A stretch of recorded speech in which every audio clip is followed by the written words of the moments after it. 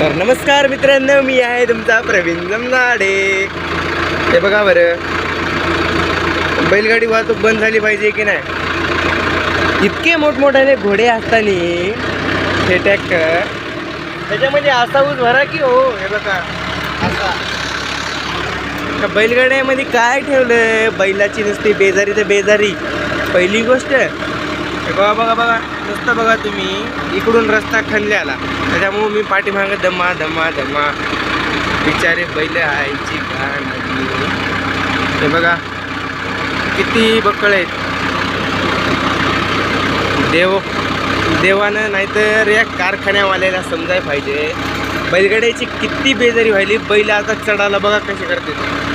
आईला न्यायचं ना, एवढे मोठमोठाले ट्रॅक्टर, इतके मोठाले इंजिन असताना काय गरज आहे हो बैलगाड्याने हे करायची. इतके मोठाले इकडं बाजूने खड्डे, इकडे रस्त्याचं काम चालू, आणि ते काय बघा हे असा रस्ता, आणि पुढून दे बघा हायवेवाला आला, हायवे टिप्परवालं.